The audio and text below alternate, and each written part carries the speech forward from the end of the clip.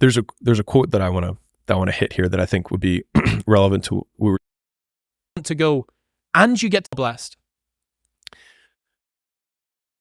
There's a quote that I want to hit here that I think would be relevant to what we were just talking about with the people who are sad and alone.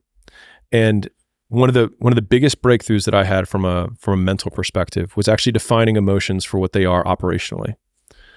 So sadness comes from a lack of options, or rather a lack of perceived options. And that's why it feels like hopelessness, because you don't know what to do.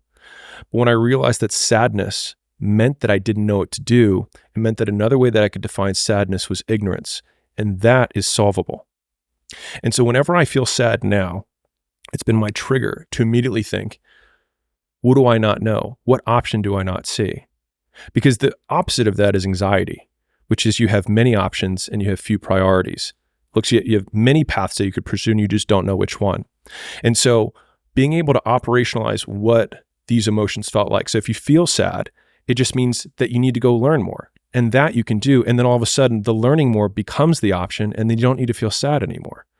And that was like one of the biggest breakthroughs from my like mental health, or whatever you want to call it, mindset, that set me free.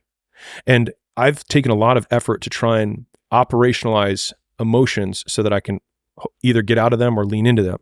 So like patience, for example, right? I'm only bringing this up because I think it might be relevant to some people, is that most goals are attainable if you expand the time horizon, even enormous ones. Like you can do anything in 10 years. You could walk to the moon. There you go. You can do anything.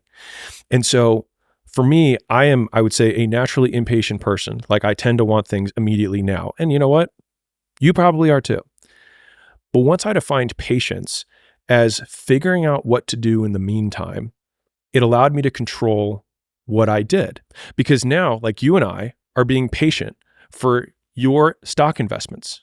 Right now, as we're on this podcast, we're being patient for that because we're doing things in the meantime. And so whenever I felt impatient and wanted to change course, I had to just redefine, what do I need to do today? And if you are sad and impatient, then it means that right now you need to learn what the option is that you need to go pursue.